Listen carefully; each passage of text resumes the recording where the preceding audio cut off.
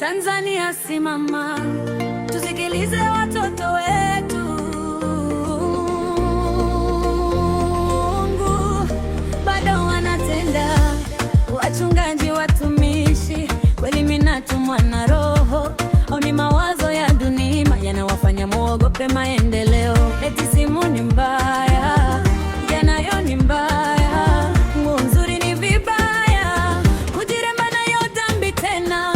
Lakini watoto wetu waliomba, wakafunga na kusoma, usiku kucha walikesha, wakitafuta maarifa. Mungu akaongoza taratibu kwa hekima ya Roho Mtakatifu, na leo majibu ndiyo haya. Teknolojia imebadili maisha.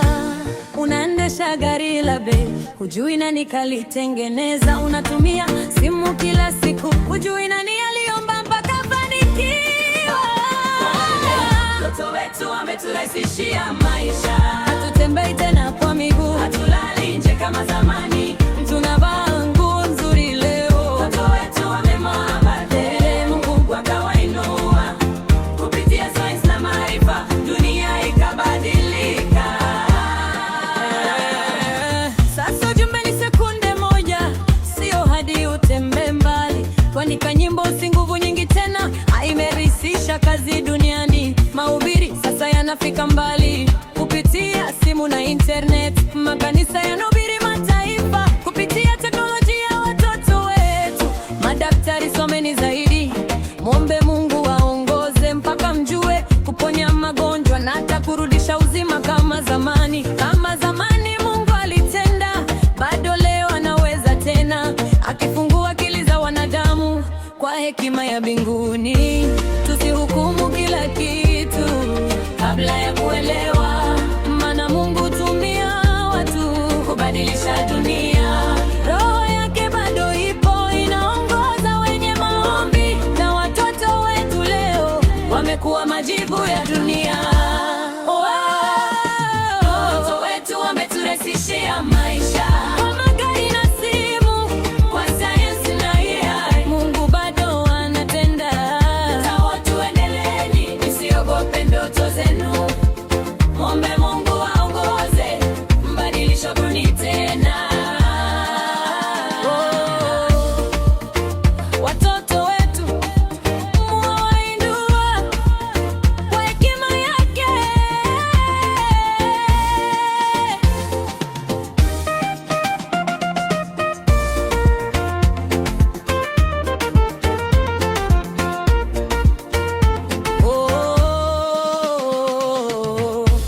Wachungaji, watumishi, kweli mimi natumwa na Roho, au ni mawazo ya dunia inawafanya muogope maendeleo? Eti simu ni mbaya, nayo ni mbaya, nguo nzuri ni vibaya, kujiremba nayo dhambi tena. Lakini watoto wetu waliomba, wakafunga na kusoma, usiku kucha walikesha, wakitafuta maarifa. Mungu akaongoza taratibu kwa hekima ya Roho Mtakatifu, na leo majibu ni haya. Teknolojia imebadili maisha.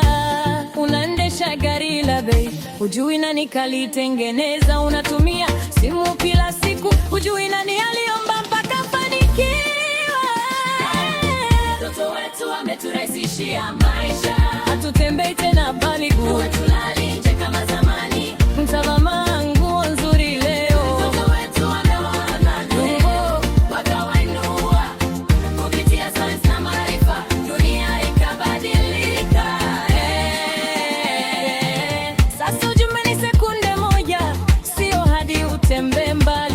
Kuandika nyimbo si nguvu nyingi tena, imerahisisha kazi duniani. Mahubiri sasa yanafika mbali kupitia simu na internet. Makanisa yanahubiri mataifa kupitia teknolojia. Watoto wetu madaktari, someni zaidi, muombe Mungu awaongoze mpaka mjue kuponya magonjwa na hata kurudisha uzima kama zamani. Kama zamani Mungu alitenda, bado leo anaweza tena, akifungua akili za wanadamu kwa hekima ya mbinguni.